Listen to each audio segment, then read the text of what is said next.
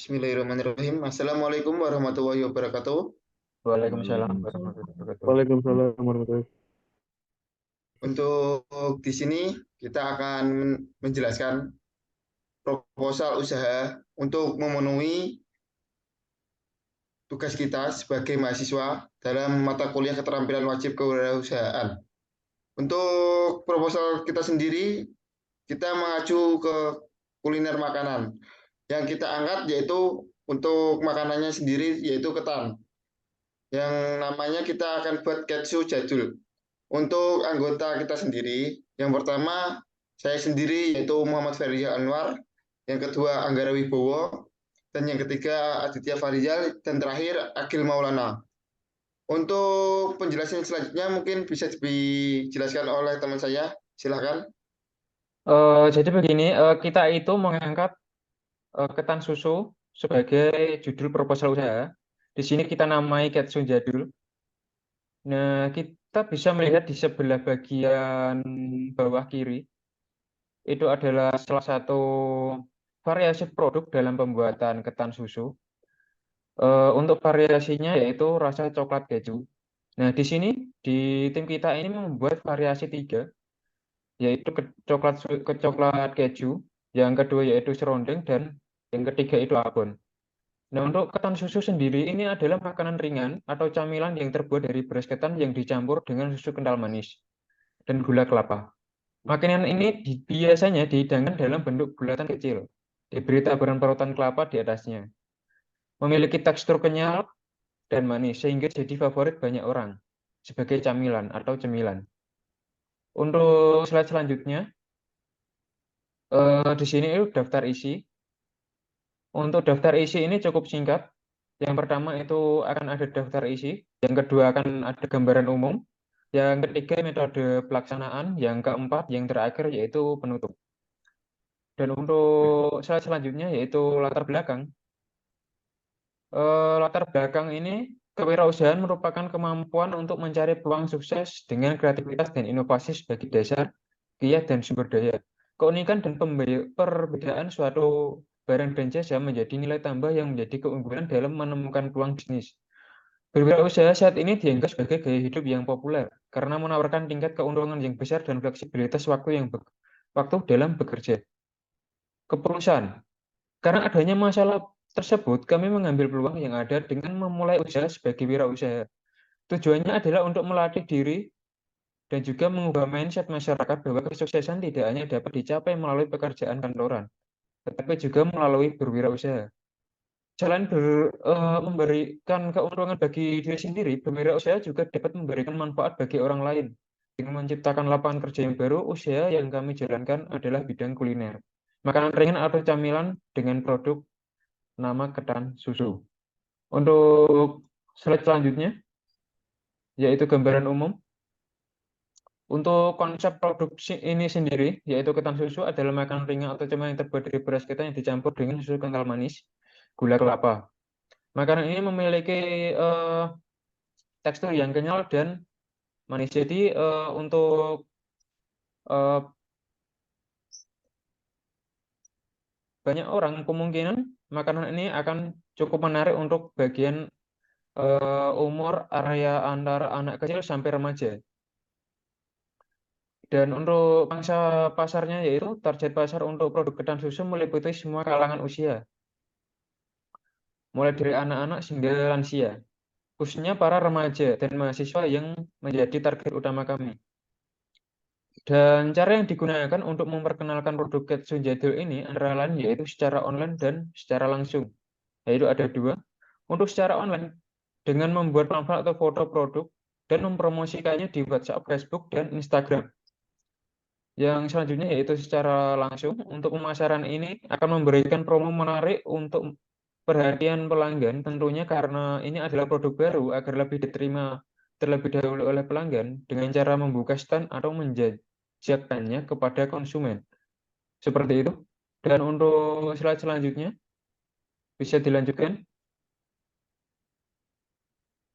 Masih di bab gambaran umum, yaitu yang pertama lokasi usaha. Lokasi usaha yang dipilih untuk memasarkan produk adalah pada tempat kuliner atau jajanan di Kota Kudus. Lokasi yang strategis menjangkau target pasar yang luas dan meningkatkan awareness produk pada gerai atau booth di acara-acara kuliner atau festival makanan. Karena dapat memperkenalkan produk kepada pasar yang lebih luas dan menarik minat pelanggan baru. Selain dipasarkan secara langsung, produk ini juga akan dipasarkan melalui penjualan online seperti marketplace Facebook dan promosi di WhatsApp. Keberlanjutan usaha sebagai acuan untuk menghadapi persaingan dalam bidang usaha, diperlakukan analisa SWOT sebagai berikut. Strength atau kelebihan. Produk ini dapat menjangkau semua kalangan usaha, sehingga target pasar yang luas. Yang kedua, weaknesses atau kekurangan.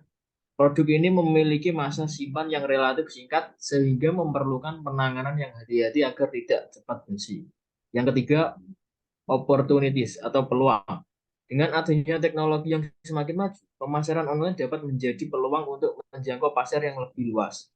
Dan yang terakhir adalah threats atau ancaman. Perubahan cuaca atau musim yang tidak menentukan dapat mempengaruhi ketersediaan bahan baku dan produksi produk. Metode pelaksanaan. Tahap survei pasar. Pada tahap ini dilakukan tindakan survei mengenai kondisi pangsa pasar serta memperhatikan kondisi persaingan di lokasi pemasaran, serta memiliki apa yang diminati banyak konsumen dan memprediksi tingkat kejenuhan produk oleh para konsumen. Dengan memerlukan survei pasar yang baik, diharapkan produk ketan susu dapat diterima dengan baik oleh pasar dan memiliki potensi untuk berkembang. Tahap persiapan alat dan tempat. Yang pertama, menyiapkan jenis alat. Alat yang dibutuhkan untuk membuat ketan susu antara lain panci, spatula, kompor gas, dan lain-lain. Yang kedua, menyiapkan tempat produksi. Tempat produksi harus bersih, terorganisir, dan mudah diakses, dan juga tempat produksi memiliki sirkulasi udara yang baik dan dapat menjaga kebersihan produk. Yang ketiga, menyiapkan tempat usaha. Pemilihan lokasi usaha yang strategis dan mudah dijangkau oleh target pasar. Memastikan juga lokasi usaha memiliki fasilitas seperti listrik dan air bersih yang cukup untuk memenuhi kebutuhan produksi. Dan yang terakhir, membuat tata letak produksi dan penjualan. Tata letak produksi dan penjualan dirancang sedemikian rupa sehingga memudahkan proses produksi dan memaksimalkan penggunaan ruang.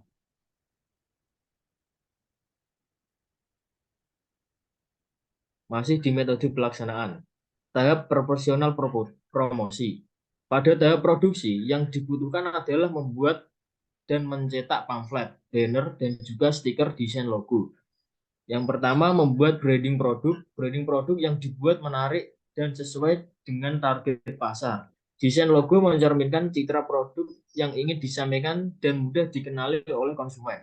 Yang kedua, mempromosikan produk. Melakukan promosi produk melalui media sosial, brosur, atau iklan. Menjalin juga hubungan baik dengan pelanggan dan berikan layanan yang memuaskan untuk meningkatkan loyalitas pelanggan. Tahap produksi, desain logo, membuat desain untuk memberikan label atau logo pada kemasan yang bertujuan untuk memperkenalkan produk ini kepada para konsumen. Desain ini dibuat lebih inovatif terkait produk yang akan dipasarkan. Yang kedua, produksi. Tahap produksi Ketsu Jadul ini dilakukan di tempat. Produksi menggunakan alat-alat yang sudah dipersiapkan dan telah diuji trial produksi. Slide selanjutnya akan dibacakan oleh teman saya. Masih di metode pelaksanaan, tahap pemasaran secara online dengan membuat pamflet atau toko produk dan mempromosikan atau menjualnya melalui WhatsApp, Facebook, Instagram, dan juga Shopee. Pemasaran secara online dilakukan melalui media sosial untuk memasarkan produk Ketsu Jadul. Dapat dibuat akun media sosial yang menampilkan informasi mengenai produk, harga, dan lokasi usaha. Menyediakan fitur pemesanan online dengan sistem pembayaran yang mudah dan aman.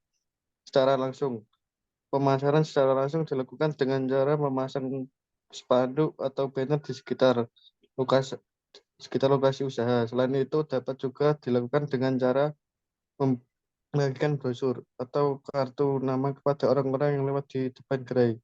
Pemasaran secara langsung ini dapat membantu menarik perhatian calon konsumen dan meningkatkan kesadaran tentang produk keju jadul. Menyediakan free sampel atau produk untuk memperkenalkan produk kepada calon konsumen jika dimungkinkan. Pada saat ada event, pemasaran pada saat ada event dilakukan dengan cara menyediakan stand khusus yang menampilkan produk keju jadul. Selain itu, dapat juga dilakukan dengan cara memberikan sampel produk kepada pengunjung event dan memberikan diskon khusus untuk pembelian di event tersebut. Pemasaran pada saat event dapat membantu menjangkau pasar yang lebih luas dan meningkatkan kesadaran tentang produk keju jadul.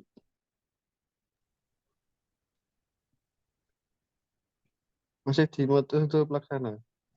Tahap evaluasi. Pada tahap ini merupakan serangkaian kegiatan atas segala kekurangan atau dan tidak kesesuaian serta perhitungan laba dari usaha ini. Target penjualan keju jadul per hari adalah 25 per porsi. Waktu berjualan terhitung 6 hari atau dalam 1 bulan ditarget menjual 650 porsi.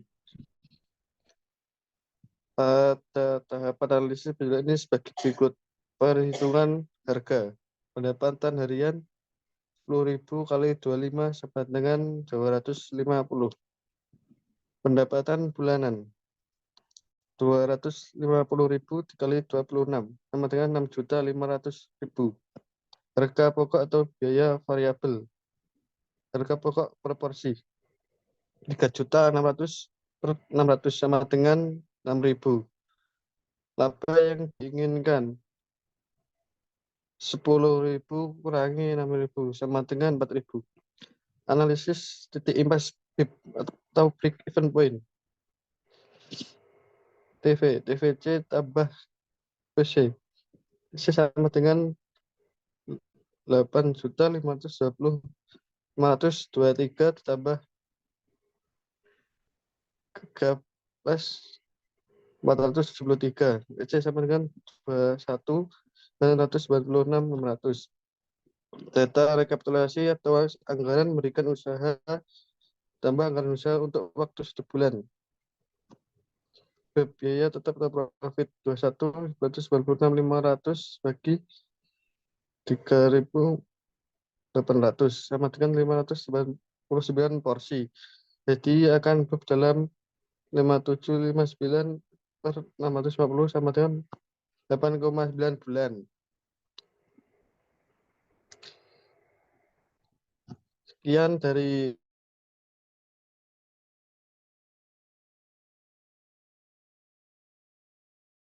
itu disampaikan oleh teman saya.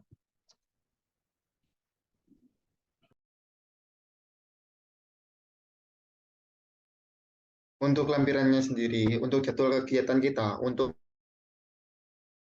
menyusun rencana usaha. Yang kedua itu survei pasar, yang ketiga mencari tempat usaha, yang keempat itu survei tempat usaha, yang kelima survei peralatan, 6 pemasangan sarana penunjang, ketujuh itu uji coba produksi atau trial, yang ke-8 kita operasional, mungkin dalam range waktu 1 bulan. Untuk yang kedua itu lampiran biaya tetap atau kita bikin untuk usaha kita yang diperlukan apa aja.